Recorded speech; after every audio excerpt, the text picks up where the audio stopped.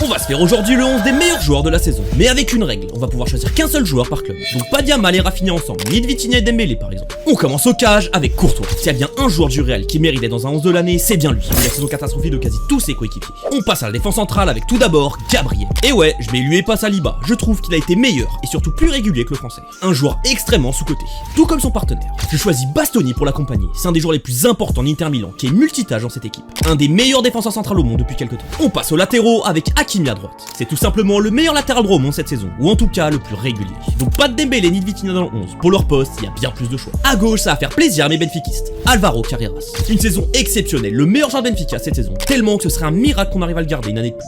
Il n'a pas été le meilleur à son poste non plus. Mais en dehors des équipes que je vais utiliser, il n'y a pas plus fort cette saison. On passe au milieu de terrain et c'est maintenant que les choses sérieuses vont commencer. Avec en numéro 6, Joshua Kimmich, le meilleur joueur du Bayern de cette saison. Dommage qu'on se rende pas assez compte à cause d'un Bayern pas très intéressant à suivre cette saison. À ses côtés, Bruno Fernandes, l'homme à tout faire de Manchester United. Et même pour être décisif, il a 17 buts et 18 passes D cette saison. Un milieu de terrain avec ses stats dans une équipe catastrophique qui n'arrive à rien, c'est vraiment exceptionnel. J'imagine même pas l'équipe sans lui. Pour boucler le milieu de terrain, qui d'autre que lui?